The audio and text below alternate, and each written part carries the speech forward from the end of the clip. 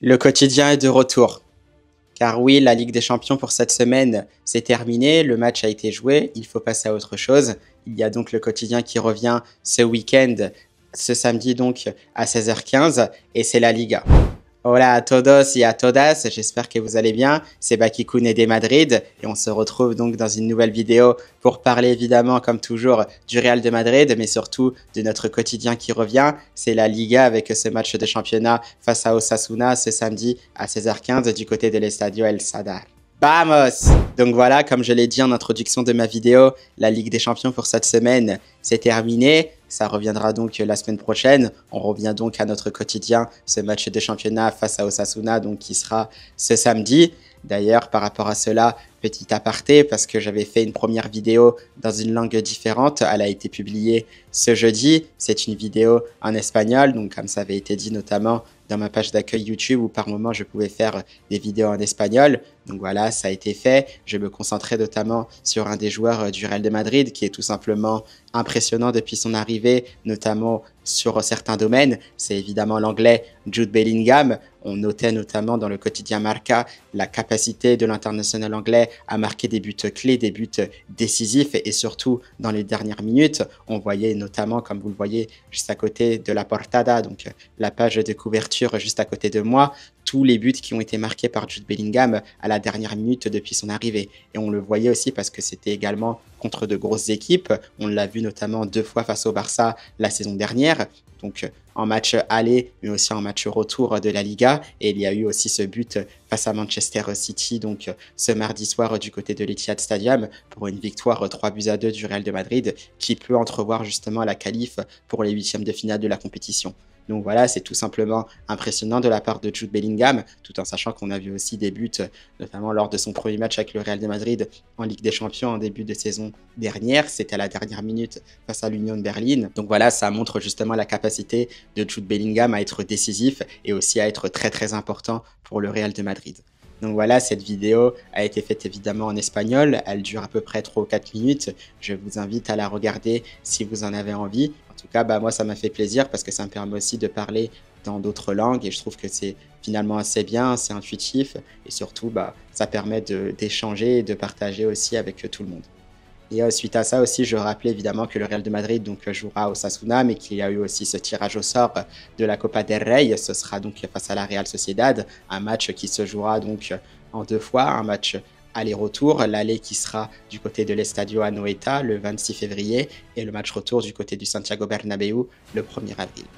Donc voilà ce qui a été dit à peu près donc, dans cette vidéo qui a été faite en espagnol. Mais sinon voilà, on va être de retour donc, sur l'essentiel de cette vidéo. Alors le point essentiel de cette vidéo, ce sera évidemment le retour de la Liga, le Real de Madrid qui se déplacera à Pamplune, à l'Estadio El Sadar pour jouer face à Osasuna. Un match évidemment qui ne sera pas facile. On va d'ailleurs passer au point fort du club de Osasuna, une équipe qui est 9e du classement en Liga, qui fait une saison très bonne pour moi, au vu de leur niveau, parce que c'est quand même une équipe qui joue très très bien, qui n'a évidemment pas le même budget que le Real de Madrid. Donc voilà pourquoi pour moi ils font quand même une très bonne saison avec des joueurs qui sont très très intéressants. Il y en a 2 qui dans le championnat espagnol ne sont pas forcément à présenter sur cette saison-là, tellement ils sont impactants pour leur équipe. Il y a évidemment l'attaquant croate Ante Budimir, qui fait que scorer. Pour moi, c'est quasiment une valeur sûre en Liga depuis quelques saisons maintenant. Il est déjà à 12 buts en championnat et tout simplement, ce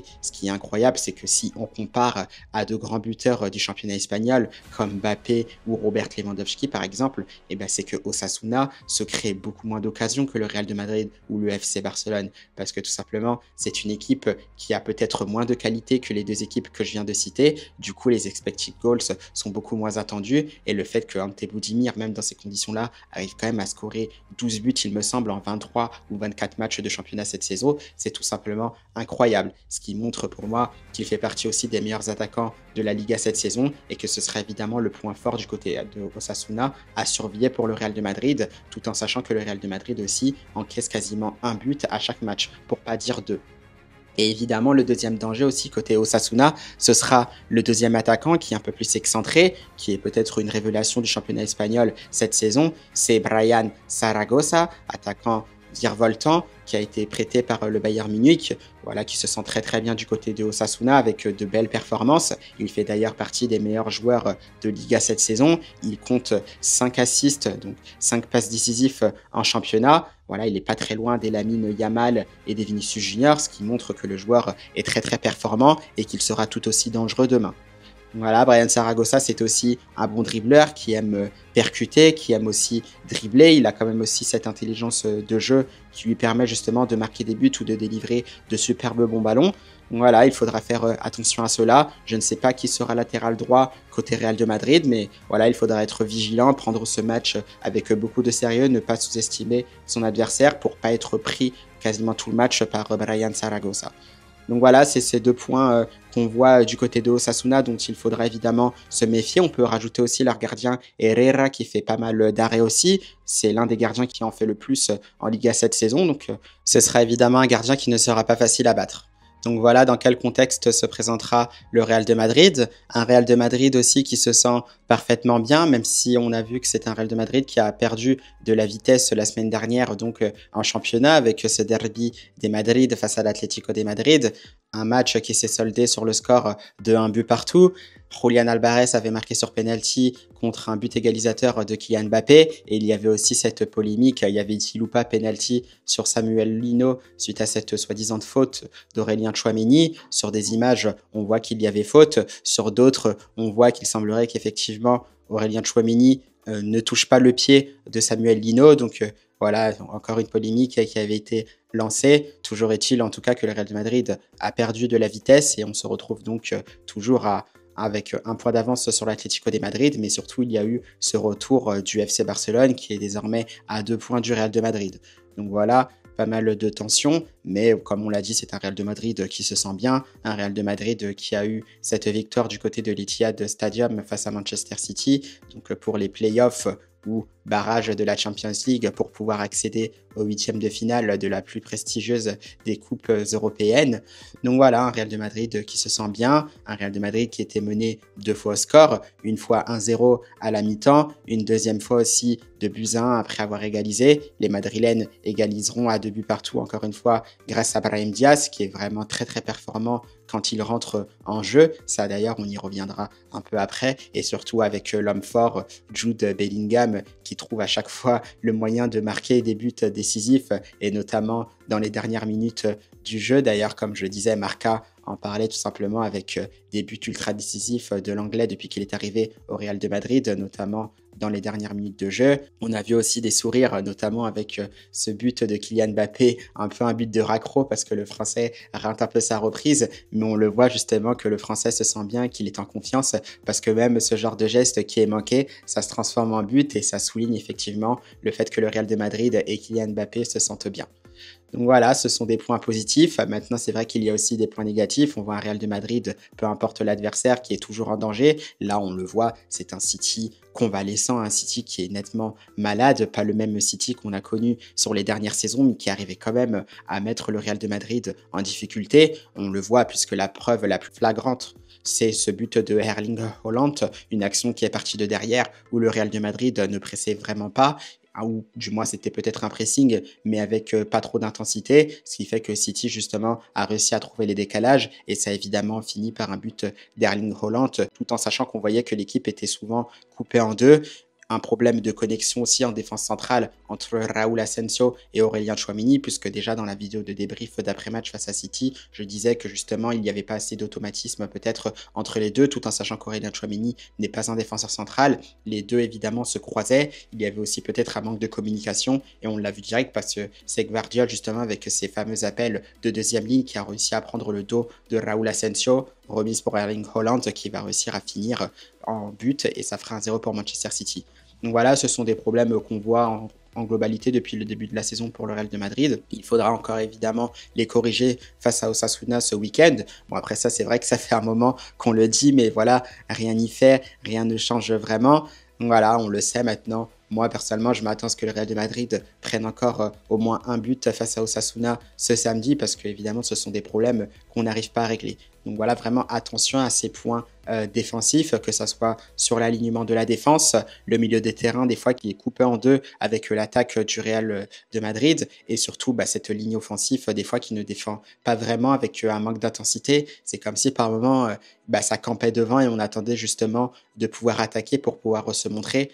Donc voilà, ce sont des choses à corriger. On espère que ça se corrigera un jour parce que là, il y a de la pression en ce moment en Liga. Pour rappel, l'Atlético de Madrid n'est plus qu'à 1 point et le Barça est revenu à 2 points. Donc voilà, on le sait, la moindre erreur peut nous coûter très très cher. Donc voilà, il faudra que toute l'équipe se mette au travail, que ce soit sur les aspects défensifs ou offensifs pour prendre les 3 points du côté d'El Sadar. Donc voilà, ça c'est les points qu'on note pour le Real de Madrid pour ce match-là face à Osasuna. Maintenant, comment va se présenter le Real de Madrid? Ça, je me le demande. Ce que je sais, c'est que le Real de Madrid pourrait partir à peu près avec l'équipe type de ses derniers matchs, donc sans compter évidemment Antonio Rudiger, mais parce que le Real de Madrid, tout simplement, voilà, on retrouve un championnat qui est vraiment assez serré. Il y a aussi cette confrontation retour face à Manchester City la semaine prochaine, ce qui fait que je me demande si Ancelotti pourra faire tourner ou pas. La logique voudrait que oui, puisque le Real de Madrid semblerait avoir un effectif quand même taillé pour aller loin dans les grosses compétitions. On a des joueurs sur qui compter pour pouvoir faire tourner l'effectif, justement.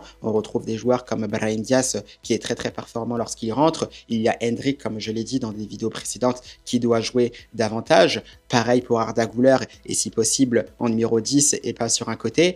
Donc voilà, ce sont des joueurs qui doivent jouer davantage. Pareil aussi, on le voit que Carlo Ancelotti gère plutôt très très bien la rotation entre Ferland Mendy et Fran Garcia à gauche, parce que Fran Garcia, au vu de ses dernières performances, il a d'ailleurs été très très bon quand même face à l'Atlético de Madrid, il faut le souligner, que ça soit défensivement ou offensivement, il mérite aussi de jouer, et je vois qu'Ancelotti gère plutôt bien cette rotation. Ferland Mendy avait pris part au match de Ligue des Champions face à Manchester City cette semaine, donc de ce côté-là, c'est plutôt bien géré. Maintenant, c'est un peu plus haut dans les postes offensifs où effectivement, c'est difficile de faire sortir Kylian Mbappé, c'est difficile de faire sortir Vinicius Junior, c'est difficile de faire sortir Jude Bellingham. Ça commence aussi à devenir difficile de faire sortir Rodrigo Goes, mais bon, c'est la bonne cause parce que Rodrigo Goes est très très bon depuis quelques matchs et il mérite moins que les autres d'être sur le banc. Donc voilà, ce sont les points qu'on se demande comment Ancelotti les gérera. On attend de voir ça, ce sera du coup demain, donc ce samedi après-midi à 16h15 du côté de El Sadar. Mais moi, j'aimerais bien que Ancelotti fasse tourner, qu'il fasse effectivement confiance aussi aux remplaçants qui méritent de jouer pour pouvoir tout simplement concerner toute l'équipe, que les joueurs aussi soient tout aussi motivés pour aller pouvoir chercher les points qui manquent et aussi garder cette avance en Liga pour pouvoir rester leader. D'ailleurs, Carlo Ancelotti se présentera en conférence de presse à 14h15 ce vendredi, juste avant une dernière séance pour le match face à Osasuna qui aura lieu, elle, à 15h. Donc voilà, le Mister pourra en dire plus, notamment sur comment se sent le Real de Madrid, si les joueurs sont en confiance, la perspective qu'il a justement avec ce match de Liga face à Osasuna, évidemment un peu peut-être le match retour face à Manchester City en Ligue des Champions, même si la priorité elle est sur le match de Liga. Donc voilà, Carlo Ancelotti s'exprimera donc à 14h15. Évidemment, je ne reviendrai pas sur les mots qu'il leur a dit parce que la vidéo est tournée avant la conférence de presse, donc peut-être que j'y reviendrai plus tard. Mais en tout cas, le coach italien s'exprimera à propos justement du Real de Madrid. Donc moi, c'est ce que j'attends. D'ailleurs, il y a un joueur que j'aimerais bien voir face à Osasuna ce samedi, c'est évidemment l'international marocain Brahim Diaz, tout simplement parce que moi je le trouve très très intéressant. Techniquement, c'est un super joueur qui est capable d'éliminer pas mal de joueurs sur des petits espaces. Il est capable de frapper pied droit, pied gauche, de donner de superbes bons ballons. Il défend aussi, donc voilà, l'international marocain est très très bon. D'ailleurs, les chiffres le prouvent, hein, si on regarde un peu ses statistiques depuis son arrivée au Real de Madrid. Maintenant, c'est vrai que lorsqu'Ancelotti lui donne sa chance en tant que titulaire, on sent que c'est un peu plus compliqué quand même pour le Marocain. Il a du mal à se montrer. D'ailleurs, on voyait cette saison aussi sur certains matchs, lorsque Vinicius Junior, par exemple, n'était pas là, on retrouvait un Rodrigo Goes côté gauche. Et là, c'est là qu'on voyait que les actions basculaient plus à gauche du côté de Rodrigo et on délaissait parfois ce côté droit pour Brahim Diaz. Donc, c'est aussi des faits qui montrent qu'il est beaucoup moins en vue lorsqu'il est titulaire. Mais par contre, effectivement, moi, ce qui me plaît aussi, c'est quand il rentre en jeu, il a tout de suite cet impact pour faire la différence. On l'a vu beaucoup de fois l'année dernière. On le voyait peut-être un peu moins cette saison. Là, il a été très décisif à Manchester City. Il l'a montré justement avec ce but égalisateur pour revenir à 2 partout. Le ballon lui revient, il arrive à finir avec sang-froid et c'est là qu'on voit justement sa qualité pied droit, pied gauche parce que le Marocain est capable de finir des 2 pieds. Il l'a prouvé face à Manchester City et c'est là justement qu'on voit que Brahim Diaz, pour le moment, surtout depuis qu'il est arrivé, c'est peut-être plus un super sub qu'un titulaire en devenir ou un titulaire en puissance. Donc voilà, moi j'attends que justement le Marocain essaye de passer un cap de ce côté-là. Après, je sais que c'est un peu difficile pour Carlo Ancelotti parce qu'il n'a pas forcément cette possibilité-là de le mettre titulaire avec justement cette hiérarchie qui est déjà installée avec Kylian Mbappé et Vinicius Junior évidemment qui sont incontournables. Dans la tête d'Ancelotti, Rodrigo Goes est indiscutable. Donc voilà, c'est ce qu'on attend de voir. Est-ce que Brahim Diaz jouera? Mais c'est vrai que de ce côté-là, j'attends beaucoup plus de l'international marocain. Et bien voilà, c'est la fin de cette vidéo. J'espère qu'elle vous aura plu. On va se retrouver évidemment ce samedi soir pour débriefer du match entre le Real de Madrid et Osasuna. On espère que ce sera une victoire du Real de Madrid qui pourra rester leader de la Liga avant d'affronter Manchester City en Ligue des Champions. Donc voilà, moi je vous souhaite donc un bon week-end et surtout on se retrouve donc demain soir. À la Madrid!